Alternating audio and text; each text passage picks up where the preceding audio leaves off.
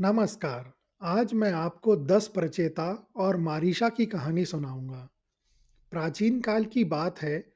राजा प्राचीन बरही एक अत्यंत धर्मपरायण राजा थे, लेकिन उनका मन सांसारिक सुख सुविधाओं में अधिक रमा हुआ था।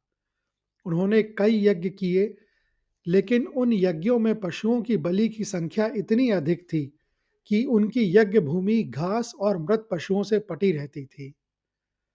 उनके 10 पुत्र थे, जो सभी धार्मिक, शक्तिशाली और एक समान थे। उन्हें सामूहिक रूप से प्रचेताओं के नाम से जाना जाता था। उनके पिता ने उनसे कहा कि वे पृथ्वी पर प्रजा की वृद्धि के लिए तपस्या करें। 10 प्रचेताओं ने अपने पिता की आज्ञा मानी और वे तुरंत सांसारिक मोहमाया से दूर हो गए। उन्होंने भगवान विष्णु से आशीर्वाद प्राप्त करने के लिए समुद्र के जल में गहरे तक प्रवेश किया। प्रचेताओं ने 10,000 वर्षों तक वहां तपस्या की।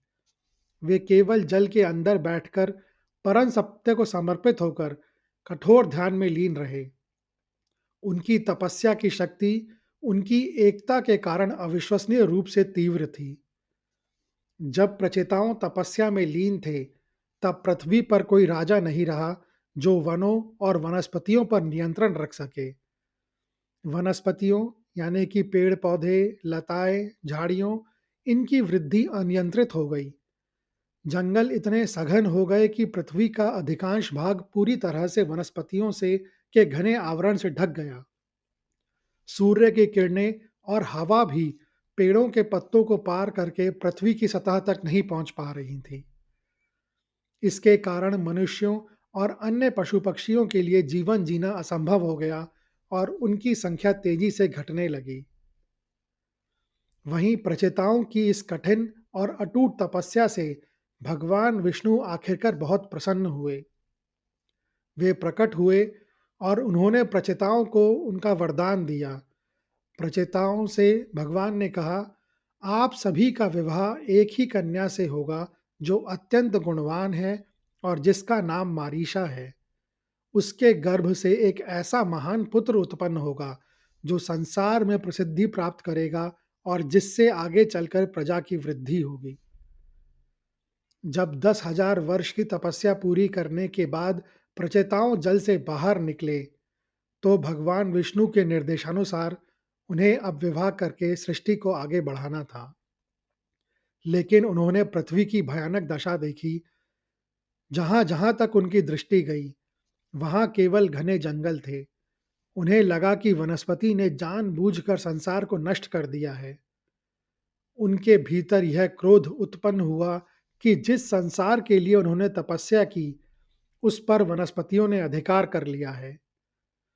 अपने कठोर तप के बल से प्रचेताओं ने अपने मुख से क्रोध अग्नि और वायु उत्पन्न की। यह अग्नि और वायु इतनी शक्तिशाली थी कि इसने तेजी से पृथ्वी के जंगलों को भस्म करना शुरू कर दिया। पेड़ पौधे और वनस्पति जलकर राख होने लगे, जिससे पृथ्वी पर जीवन के लिए आवश्यक वातावरण और भी नष्ट होने लगा। जब सृष्टि को बनाने वाले भगवान ब्रह्मा ने यह विनाश देखा, तो वे तुरंत प्रचेताओं के पास आए। ब्रह्मा ने प्रचेताओं को शांत करते हुए कहा, पुत्रों, आप तपस्वी हैं और आपका उद्देश्य प्रजा की रक्षा और उनकी वृद्धि करना है, ना कि उसे नष्ट करना। क्रोध पर विजय पाना ही तपस्या का फल है। वनस्पति केवल अपनी प्रकृति का पालन कर रहे हैं, आप अग्नि को शांत करें। तब भगवान ब्रह्मा ने प्रचेताओं को उनके भविष्य के बारे में बताया और उन्हें मारीशा के पास ले गए। भगवान ब्रह्मा ने मारीशा की उत्पत्ति की कहानी भी सुनाई। उन्होंने कहा, महर्षि दुर्वासा, जो महर्षि अत्रि और देवी अनुसुईया के पुत्र थे, ने अपनी प्रसिद्ध क्रोधी प्रवृत्ति पर पूर्ण नियंत्रण स्थापित करने के उद्देश्य से एक अति कठोर अष्टांग योग की तपस्या शुरू की। उन्होंने एक ऐसे निर्जन वन को चुना जहां मनुष्य या अन्य प्राणी शायद ही कभी जाते थे। उनकी तपस्या इतनी उग्र थी कि उनके शरीर से निकलने वाला ताप और ऊर्जा के समान था। इस तपस्या के कारण देवराज इंद्र का सिंहासन डगमगाने लगा। इंद्र को भय हुआ कि यदि दुर्वासा अपनी तपस्या पूरी कर लेते हैं, तो वे इंद्र के पद पर दावा कर सकते हैं। इंद्र ने दुर्वासा का संकल्प तोड़ने के लिए स्वर्ग की सबसे अद्भुत अप्सरा प्रमलोचा को भेजा। प्रमलोचा अपने सौंदर्य, गायन और नृत्य कला में अद्वितीय थी।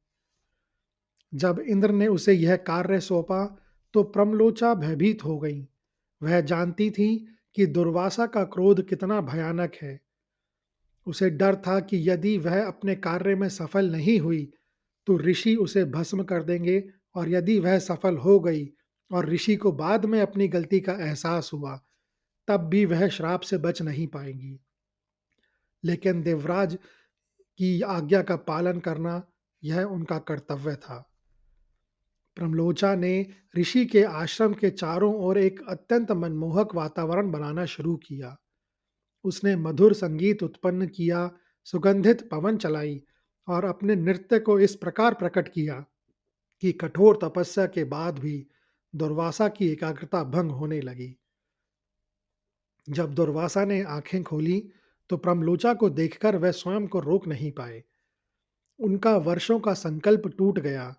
उन्होंने प्रमलोचा को अपने साथ रहने के लिए आमंत्रित किया, और उन्होंने तुरंत ही तपस्या छोड़ दी। मोह और आसक्ति के कारण दुर्वासा को समय का बोध नहीं रहा। हर सुबह ऋषि प्रमलोचा से कहते, आज मैं स्नान कर लेता हूँ और फिर मैं अपनी तपस्या शुरू करूंगा। लेकिन हर बार मोह के कारण वह विचार त्याग देते। इस बीच प्रमलोचा डरती थी कि कहीं ऋषि को समय का सही ज्ञान ना हो जाए, इसीलिए वह हमेशा उन्हें प्रसन्न रखने का प्रयास करती। ध्यान रखने वाली बात है कि ऋषि मुनियों के लिए समय की अवधारणा देवताओं और मनुष्य से अलग होती है। एक ऋषि जो वर्षों तक समाधि में रह सकता है, उसके लिए मोह के कुछ दिन भी भ्रम पैदा कर सकते हैं। जब दुर्वासा और प्रमलोचा को साथ रहते हुए हजारों वर्ष बीत गए, तब एक दिन दुर्वासा को अचानक अपनी तपस्या की याद आई। उन्होंने प्रमलोचा से कहा, प्रमलोचा, मैं स्नान करके अपनी तपस्या शुरू करूंगा। तब प्रमलोचा, जो हजारों वर्षों से डरी हुई थी, साहस करके बोली, हाँ महर्षि, आप स्नान करने की बात कर रहे हैं। आपने मुझसे यह बात तब कही जब आपने पहली बार अपनी तपस्या तोड़ी थी। तब से लेकर अब तक हजारों वर्ष बीत चुके हैं। आपके साथ रहते हुए मैंने अनगिनत ऋतुएं, यहाँ तक कि कई युगों का परिवर्तन भी देखा है। आप किस स्नान की आवश्यकता है? जब दुर्वासा ने यह सुना कि उन्होंने केवल कुछ दिन नहीं बल्कि हजारों वर्ष व्यतीत कर दिए हैं, तो उन्हें गहरा आघात पहुंचा। दुर्वासा ने प्रमलोचा से कहा, देवी, तुमने केवल अपना कर्तव्य निभाया। दोष मेरा है कि मैंने क्षण भर के मोह में हजारों वर्षों की तपस्या खो दी। मैं तुम्हें श्राप नहीं दूंगा। वह बिना किसी क्रोध के, जो उनकी सबसे बड़ी विजय थी, तुरंत आश्रम से बाहर निकले। उन्हें अपनी गलती पर बहुत पश्चाताप हुआ। हजारों वर्षों के मोह के कारण दुर्वासा का शरीर पसीने से भीग गया। उन्होंने अपना पसीना पोंछा और उसे एक पेड़ के पत्तों पर गिरा दिया।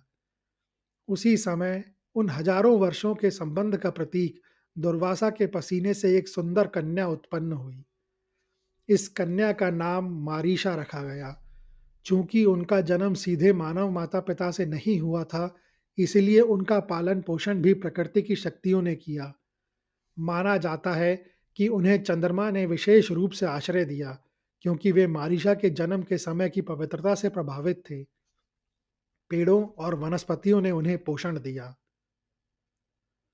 फिर ब्रह्मा ने मारीशा को भी बताया कि उनका विवाह 10 प्रचेताओं के साथ होगा, और उनके पुत्र से ही भविष्य में प्रजा का विस्तार होगा। इस प्रकार मारीशा का विवाह 10 प्रचेताओं से हुआ। यह विवाह इसलिए संभव हुआ क्योंकि वे सभी भाई एक ही आत्मा और संकल्प के प्रतीक थे, और उनके लिए मारीशा को अपनी एकमात्र पत्नी मानना संभव था। मारीशा और प्रचेताओं ने जिस महान पुत्र का जन्म दिया, उसका नाम दक्ष रखा गया। इस दक्ष ने बाद में अपनी मानसिक शक्ति यानी संकल्प के बल पर हजारों कन्याएं उत्पन्न की, जिनका विवाह विभिन्न देवताओं, ऋषियों और अन्य प्रजापतियों से हुआ। इस प्रकार मारीशा के पुत्र दक्ष ने ही पृथ्वी पर मानव और देश देव वंशों के विस्तार का कार्य किया, जिससे सृष्टि में फिर से संतुलन स्थापित हुआ। यह कहानी सुनने के लिए धन्यवाद। अगर आपको यह कहानी अच्छी लगी हो, तो कृपया इस वीडियो को ज़्यादा से ज़्यादा लोगों के साथ शेयर करें, लाइक करें व चैनल को सब्सक्राइब करें। कमेंट्स बॉक्स में लिखें, ओम विष्णुदेवाय नमः।